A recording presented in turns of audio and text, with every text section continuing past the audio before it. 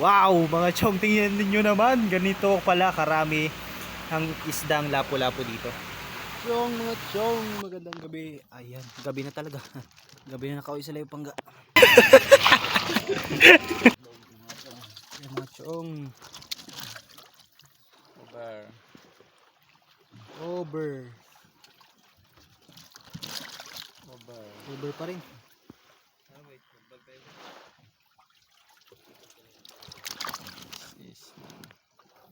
Is what's up? good size. Oh, tiger. Nagtihaya naman yung tiger yo.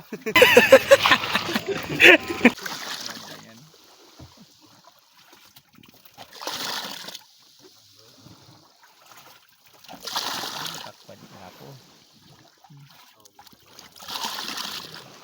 Ito. Butuyo. Bilhin pa butuyo. Magkano kilo nito? Deliver din yan sa Puro? Sana eh. Bigat. Diyan, naka-live na na. Ay, ikan mo rin yan doon.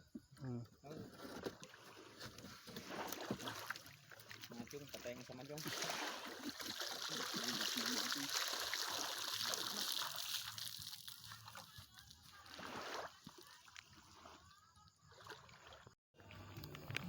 Yun mga chong, lagyan natin ng ice para presko, para malamig yung tubig at hindi ma-stress yung lapo.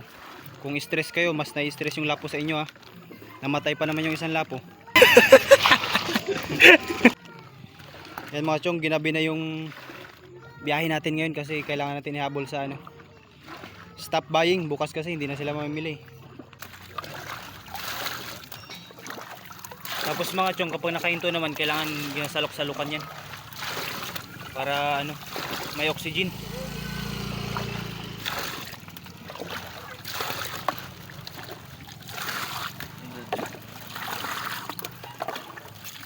Laking ko, no? Boy, shoutout ka muna boy, baka may gusto kayo shoutout boy. Wala akong shoutout. Ay si Joey. Shoutout ko lang nga pala, ito yung nakahuli si Idol. Mga chong, si Joey Cortez, hanapin nyo sa Facebook, single yan. Naghanap to ng jowa. Single na mga chong, nas-nas na yan. Subok na yan. Ayan mga chong, deliver natin to. Ito mga chong, wala na to ha. Kasi tiger to, patay talaga yan. Ito lang yung lapo.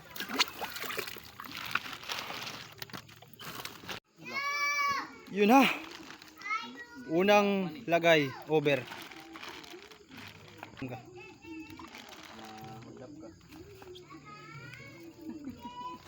Saan dyan na lapatan ata? Pero sa inyo yun? Ha? Sa inyo? Secret. Yung tulad dito dong ito.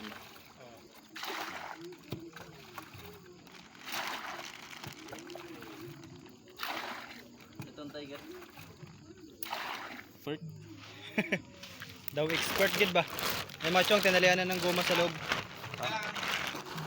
Alright mga chong, ready to go na ito. Tapos ng talian. Let's go mga chong. Pasalubong. Kasama rin doon, King.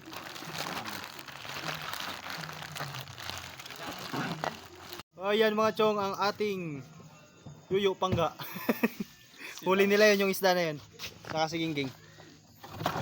Tarating, let's go. Yung mga chong, oras po natin alas 7:09. Makarating kami doon siguro mahigit isang oras yung biyahe namin. Kaya tara, let's go. Sheesh. Ayan mga chong, kararating lang namin dito sa Coron.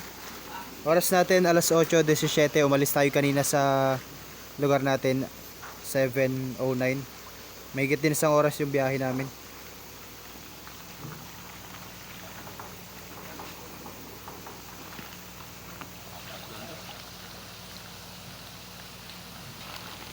Oversize.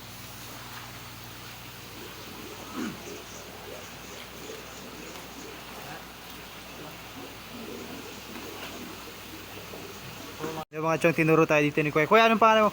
Alvin. Kuya Alvin. Thank you Kuya Alvin ha. Pasok tayo dito sa loob mga chong. Tingnan natin kung gaano karami yung isda dito na lapu-lapu. Wow, tingnan nyo naman, sobrang dami yan mga chong. Kaya Alvin, gaano katagal to yung stock dito? Ha? Gaano po katagal yung stock dito? Mga 2 araw o isang araw lang.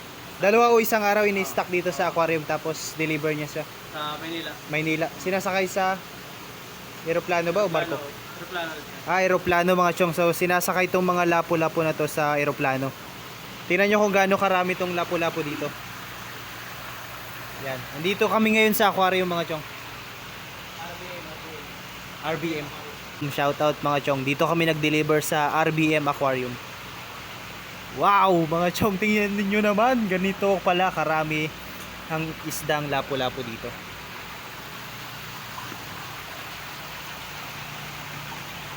Yan o mga chong. Ang dami, ang lawak mga chong oh. Ito pa sa taas. Ang dami naman ito. Meron din siyang tubig dito para merong tubig dito mga chong para yung oxygen ng lapu-lapu ay manatiling fresh at malamig nga pala yung tubig, malamig siya. Malamig yung tubig para fresh din yung lapu-lapu at hindi sila ma-stress sa tubig. Kasi wala sila sa dagat eh, pero maalat din naman, tubig alat din itong tubig dito. Ayan, balik tayo doon sa sa labas. Kasi tinitimbang na yung isda doon na dala-dala natin. Itimbang na chong. Ha? Mga chong, tingnan natin dito. Meron ditong mga grouper. Ito yung mga grouper mga chong. Lalaki oh. Iangat mga chong. Mga grouper mga chong.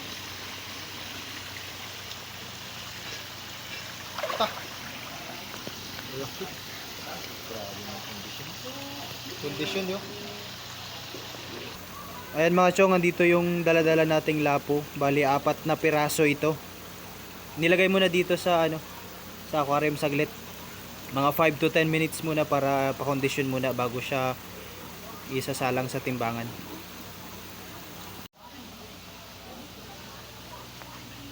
Mga chong, tinan nyo itong mga isda na lapu-lapu. Nakabitin siya para hindi siya masira. Kasi kailangan din ma-maintain yung yung pagka-fresh ng lapu para hindi siya ma-reject. Kasi meron din yung klase-klase yung lapu. May class A, class B, tsaka yun. Depende yun. Iba ang presyo ng class A, class B, tsaka class C. Pati yung reject na talaga. Ulput na lang yung yung iba eh.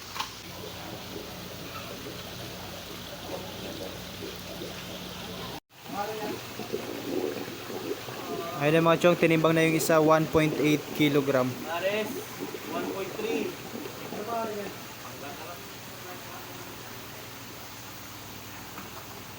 Ares, 9.8. Uy ah. Uy.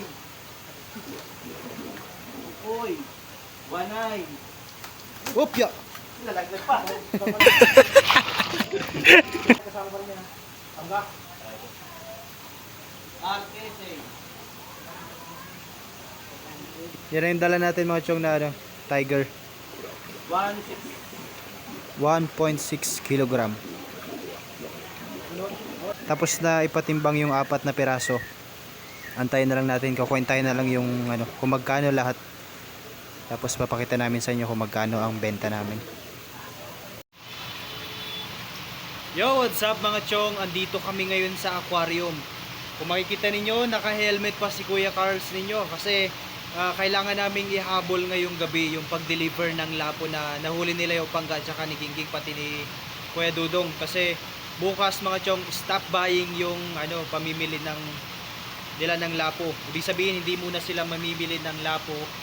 Kaya emergency na nag-deliver tayo ngayong gabi. Minsan kasi umaabot ng 1 linggo, 2 linggo, 3 linggo at minsan umaabot ng ilang buwan bago sila mamili ng lapu-lapu. Kaya kailangan ma-deliver kaagad natin yung lapo ngayong gabi. 1 to 2 days or 3 days siyang naka-stock dito sa aquarium.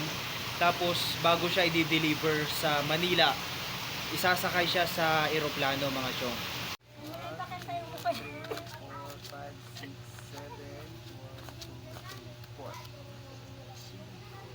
Ayan ang mga chong yung ating benta. Bali 7,400. Ito yung resibo natin. 7,400.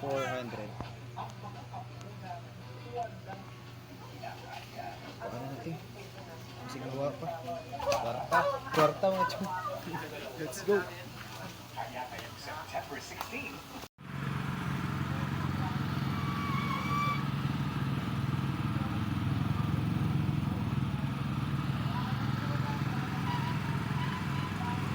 And yes, pauwi na kami dito mga chong, pero wait lang. May problema tayo mga chong kasi sobra ang bayad nila sa atin. Dapat po 4 lang yung lapo natin pero naging 5 dito. 3 na yung OS at 2 ang SS. Dapat 4 lang po yan. So binalik po namin yung bayad doon. Shoutout po sa iyo Kuya Alvin. Alam mo po yan. At sa RVM Aquarium, alam po ninyo na binalik namin yung bayad. So ayun mga chong, kailangan din nating maging honest. Anytime, everywhere, kahit wala pong nakakakita sa atin, kailangan po nating maging honest. At hindi lang po namin nabidyohan mga chong. Pasensya na kayo kasi nalobat na yung cellphone namin. Gabi na rin po kasi yun. Alas 9 na ng gabi yun kaya nalobat na yung cellphone natin. This is Kuya Cars Vlog. Salamat po sa inyong lahat sa walang sawang suporta at panonood po sa ating vlog.